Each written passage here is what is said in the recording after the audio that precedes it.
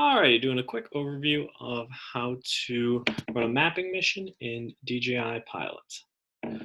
First of all, when you open your Pilot app, uh, depending you're on an Android device, you'll see two options here, manual flight and mission flight. If you're on an iOS device here, basically it's not going to happen. There is no mission flight option with iOS right now. But mission flight ultimately is allowing you to complete an automated mission without pilot input. So whether that's mapping, waypoints, obliques, etc., you're able to plan out a mission beforehand, press a few buttons to upload that mission to the drone, and go ahead and execute it. A little more information here because when I go through some of the parameters later, it helps to understand this. But ultimately, we're going over mapping missions today. And by taking overlapping photos, you're able to stitch them together in a photogrammetry software. And these overlapping photos, say there's a tree in one image, a tree in another image, the tree connects those two images together and allows the photogrammetry engine to stitch those together. Very simplified point there, but think about a bunch of photos going on and the stitching occurring. You could technically do this in a manual flight, and sometimes folks do, but ultimately you can see better results through using automated flights and taking those pictures at set intervals. So just a quick example here, you can see an example mission flight. It's kind of this lawnmower pattern going back and forth. You see the red airplane there representing the drone, but you see here as we go ahead slides, as the drone is proceeding and taking more pictures, the map itself is expanding as those photos are stitched in. So once again, not a perfect example here, but you can see in this example, this is some live 2D mapping, but continues to add on to the map as you take more photos. And just where this would be useful in the real world, you can see a picture here from California forest fire. Post-fire, area has been decimated. A high-resolution map of the area really helps. You can compare before and after. Obviously, a lot of steps that goes into this, but ultimately, something like this, accident reconstruction, all useful cases where we want to run a mission flight. So circling back to our app, you'll start by clicking Mission Flight. And then you have two options here, Create a Route and KML Import. Today we'll just run over creating a route. So go ahead and click on Create a Route, and then you'll have four options here. Once again, today we're focusing on mapping, but waypoint is just placing GPS points. Obliques would be if we're trying to create a 3D model. One of your flight missions would be something long and skinny like a road. But for today's example, we're going with mapping. Just what you're going to see here on the main screen, first thing we have our AirSense. So if there's any airplanes nearby, the AirSense system menu is going to pop up on the left side. You can just click hide or click the airplane to go ahead and hide that. Next one would be to erase any flight routes. So if you've flown your drone around, you can kind of see the trail behind it on here. You can click the erase button to erase that flight route. Layers here, you have just your basic map here if you want the satellite imagery, which is not the greatest with Mapbox, but can often be better than nothing. If your RC is connected to internet, you can go ahead and switch over to satellite imagery. That's not saved on the controller. This is just orienting your map to north, kind of like on Google Maps or Apple Maps. Just when you're driving, you can unlock that or keep that locked. Just bring the map to your location.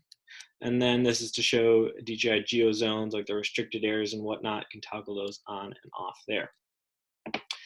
Here, though, is where we can see our mission parameters by hitting the arrows here on the right side. We'll pull that up momentarily, but first tap to create a mapping area. So just kind of the general area you want to be mapping. You can just go ahead to the map. You don't need to be connected to your drone at this point. You can do this before the mission or after, but go ahead and tap. And then we'll get into the Pilot app here. So we have opened our side menu now. A few things here. If you want to add another point to make this like a pentagon, a polygon, say you need to map that area, you can tap there, drag there. You can tap any of these points. You can see that whichever one is blue is what's selected right now. So you can just drag that, or you can scroll down on this side right menu. We'll get to that in a second, and edit the exact latitude, longitude of this point. You can see the distances between the sides of our polygon right now. You can see some other items as well we'll get to. Right here you can see the RC location, the aircraft's home point, where the aircraft's at right now. And then the green line here, you can see where the mission flight would start. And the flight route is basically this green line that the drone would follow. Can name your mission, whatever you'd like. Just going with the default here of mapping 3. Important to select the camera type here. So in this case, we're going with, I believe, a Mavic 2 Enterprise zoom. You can see a lot of DJI options here. If you don't see a DJI option there that you're flying, you can go ahead, click on custom camera and input those parameters. We'll add those custom camera information to the description of the video here. But based on that camera, it's important to select the right one, because basically when we're flying, we want our overlap to be a certain ratio, and based on the field of view and the resolution of the camera, you're going to determine your GSD, ground sampling distance, and then also later on when we're trying to stitch together, you want to have a certain percentage and whatnot. So just important to put the camera in. Photo mode here, after we selected our camera, you can do timed interval shots or time distance. You just stick with time interval. Altitude, the altitude of your flight. Takeoff speed, just when we're going to the mission, and then speed during the mission. Usually just leave speed at the maximum, because you're only going to be able to fly as fast as the shutter speed allows, and then leave takeoff speed as is, and then altitude here in feet, we'll want to leave that at your maximum altitude that you'll be flying for the mission.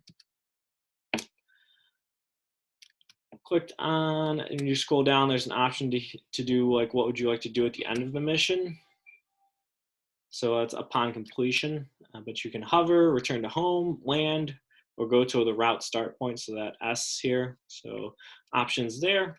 Hover, the drone is just going to hover. Land, the drone will land where it is. Go to a route start point, the drone's going to fly back to the start point and hover there. Longitude, latitude, that's of the current polygon point you have selected right now. So if you wanted to move that up, down, left, right, or update the points there, you can. Now moving into advanced settings, you have our side overlap ratio. So like I talked about, you see the drone's going to be following the green route here, and side overlap ratio is the ratio between photos as it's going along. It's taking photos. So on the way back, side overlap ratio is going to be the overlap between these photos. So you can see I'm kind of adding the photos, like we took this photo on this route, we took this photo on our way back here. It's the overlap between these two photos. So right now that's at 70%. Add a few more here, but you'll see when it comes back down, takes another photo with that gray border, takes another photo with the orange border. This isn't exactly to scale, but just to get you the idea, if you increase your side overlap ratio, these green lines are going to get closer together. If you decrease them, they're going to get farther away. So just something to be aware of. Usually default's going to be good to go unless you have special parameters from your mapping software. Moving into the frontal overlap ratio here. So we just covered side, but moving into frontal now. That's going to be the overlap here, the photos as the drone is going forward. So you can see as I add these here, that's the overlap between those photos. Course angle, so you can see 180 is pretty much what our course angle is right now. If you change that to 90 or 270, the drone would fly back and forth. Ultimately, usually just pick what's most efficient unless you need your photos to line up with something that's on the ground. As the drone's going to be flying with the nose of the drone facing forward, the longer side of your photos is going to be horizontally across. So do see some situations in like solar, for example, where they want to be flying at a different course angle. Margin is just how far outside basically of your polygon you want to map. This is a good practice to have some margin, just because you'd rather take a few extra photos than come back on another day. Put the margin down. You can see that how far we're pretty much going outside the circle is going down. And you can also see this moves in a little more to the right. basically, so there's not as much margin of the polygon. If you have a specific area and you cannot fly outside of that area, you want to set that margin to 0 feet, so then the drone's going to be just staying inside of the polygon that you draw. Gonna have to scroll back up to go back here. Then you can go ahead and save the mission. It's saved onto your remote controller if you're using a smart controller, Android device, Crystal Sky. You can export it and whatnot, but just for time's sake, you're saving it to the RC or mobile device that you're using. And then when we go ahead and execute it by hitting this blue play button, you have the option to upload the flight mission. Just in this case, the drone is already in the air. You can start it with the drone in the air. You can start it with the drone on the ground. It's up to you. When you hit the play button, you'll see some key information. I set my upon completion to go to route start point at the end. Aircraft battery 61%, flight modes positioning. It's going to take about 2 minutes and 14 seconds to do this mission. You'll take 55 photos. Upon completion, I usually actually leave this to return to home or hover, but I was just showing the parameters that you can change. So go to route start point is an option. And then you'll want to go ahead and click upload flight mission. It'll upload the flight mission to the drone. So once again, this is stored on the controller. You're uploading the route to the drone. Basically, a bunch of GPS waypoints. You're saying, hey, fly here, take a photo at this rate, etc. It'll upload, very fast process, and then you'll have the option to start, looking for the green bar up top, aircraft functioning normally. If you're flying an RTK craft and you're not connected to RTK, it might say caution in yellow. Basically, yellow's caution, green's good to go, red is an issue you're going to have to resolve. Maybe you need to do a compass calibration or something along those lines. But then you'll be good to hit the start button. The aircraft's going to proceed to the start point. And a few key things to remember here. You can hit the X to stop it. You can hit the pause button to pause it. On your controller, you should have a pause button as well. Another key thing, if you ever need to manually override the mission, would be to flip your mode switch on your RC between positioning and sport maybe, or just out of positioning and back into positioning mode. And that'll just freeze the drone into tracks. It's going to stay in one spot as long as GPS is enabled. So mission here is starting. And you can see it's about halfway done now at this point. The aircraft's just following along this green line. It's taking pictures. It's at 48% right now. You can see current speed. It's taking 27 of the 55 photos. On the bottom left, you can also see our camera view. You can click on that camera view to expand it, and then your map is going to be in the bottom left. Right now I have histogram and manual focus up. These are some custom settings and whatnot that you can have on the screen and adjust, but for practice of just showing the mission flight here, won't worry about those too much today. But you can see right now photos being taken as the drone proceeds along the route, and then this is in between photos now. But you can basically just watch and make sure that you're collecting quality data here, nothing super overexposed or off. I want to leave that. And look at these camera settings beforehand too. Easiest is just set autofocus and make sure it's taking the smallest imagery possible, so 3x2 or 4x3 when you are flying. So that's about that. Just a quick overview of how to execute a mission flight in DJI Pilot.